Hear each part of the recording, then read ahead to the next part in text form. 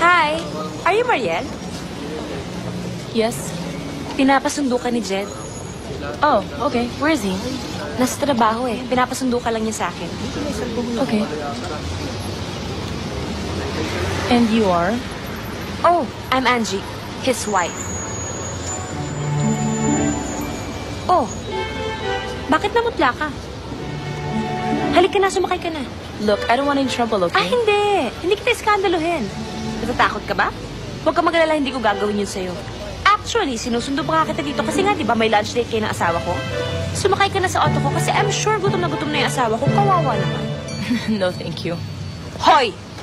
Sasakay ka ba sa sasakyan ko o gusto mong tadyakan kita dito? Ano?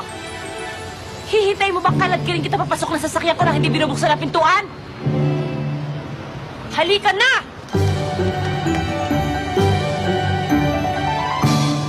Sir, would you like to place your order now?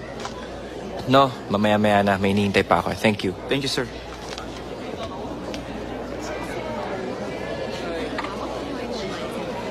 Irashaimase.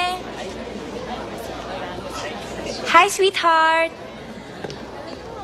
What are you doing here? Sinundo ko tong kaibigan mo. Nag-text kasi siya sa'yo eh. But since nakalimutan mo yung phone mo sa bahay, ako nasa mundo sa kanya. May date nga raw kasi kayo eh. Siya pala yung sinasabi mo sa akin na taga-resort. Siya ba mag-arrange ng honeymoon natin, baby? Ange, maupo ka pag-usapan natin. Ay, naku, hindi na. Dahil naman, hindi naman talaga ako invited dito sa lunch date ninyo, di ba? Ikaw, Mariel, ikaw ang maupo. Ikaw may date sa asawa ko eh. Jed, stop her. Sige nga, Jed. Try to stop me. Ange? Alam ko na. Ganito na lang. Hihintayin ko kayo sa labas habang kumakain kayo. Pagkatapos nun, ha? Anong gagawin niyo pang himagas right after lunch, Okay, ha? Jed, I'm getting out of here. Hindi, maupo ka, punyata. Babalian kita ng buto. Ikaw, gago ka, lalaki ka, ha? Kung gagawa ka ng katarantaduhan, galingan mo! May pahani-honeymoon ka pang nalalaman dyan, binibola-bola mo pa ako. Ano ako, tanga? Ha? Pinapaspasan mo na itong pokpok na to, nang bobola ka pa? Ha? At ikaw na babae ka, kikilalanin mo kung sino kinakatalo mo. Walang iya ka.